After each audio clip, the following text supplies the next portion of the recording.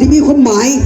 อยู่ในหันอาจจะมีมาไล่น้ำใจจากเจ้าบ่าวเจ้าสาวคนใส่ให้ประมาณบางเกือบล้านแต่ว่าจบมือไผ่บ่ให้ญาติเด้อญาติเงินขาดค่อยๆแล้วกันถ้าว่าฮับ2คนกับไปปั้นกันคนละ500,000พอเอาแบบไหนเอาแบบไหนโอ้เอาผู้ใดจำได้ที่อยู่แล้วคนนั้นได้โอเคไม่ให้ปั้นเนาะโอ้ถูกโอ้ยมันก็เรียกโอ้ยพ่อแม่แหละพ่อแม่เนี่ยเดี๋ยวเอาพร้อมแล้วหรือยังเบิ่งโคศกดึงเบิ่งปากโคศกก็เด้อ1 2อย่าเพิ่ม2 ครึ่งมีครึ่งกี่บ่จะชุดซิงกันที่ทางหลังเนี่ยจะชุดซิงกันที่ไหนบ้างก็ได้เอาไหมเอาแท้เด้อบัดนี้เด้อเอาแท้เด้อ1บ่มี1 ครึ่งละ2 ครึ่งอย่าสุดสั่นหลายตีเห็นว่ากันโอ้โหสั่นกันนักกระโดด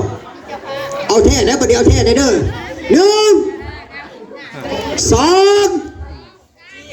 3โอ้ยพอดับแล้วก็พอชิโยนเห็นว่ากันได้โอ้โหมือจะตั้งใจว่าสิหาเอาแท้เด้อบัดนี้เอาแท้เด้อเอา1 2 3โอ้ยตายรถบัดนี้เอาแท้ได้ล่ะเอาแท้ได้บัดนี้เด้อเอาแท้เด้อ1 2ให้ตะก้องทายก่อน2 ครึ่ง3เฮ็ดบัดนี้ละเฮ็ดตะก้องเขาตั้งใจอยู่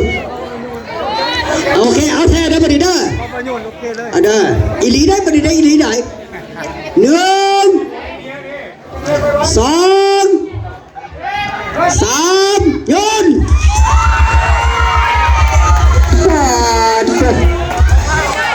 บริญาตกันบ่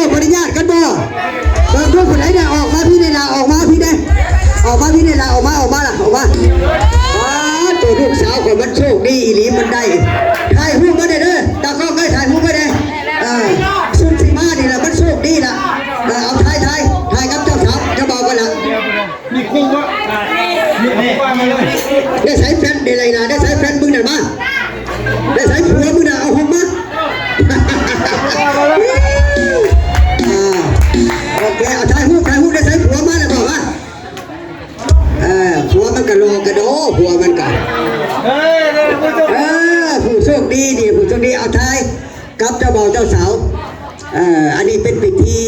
นำจิตนำใจยกยอด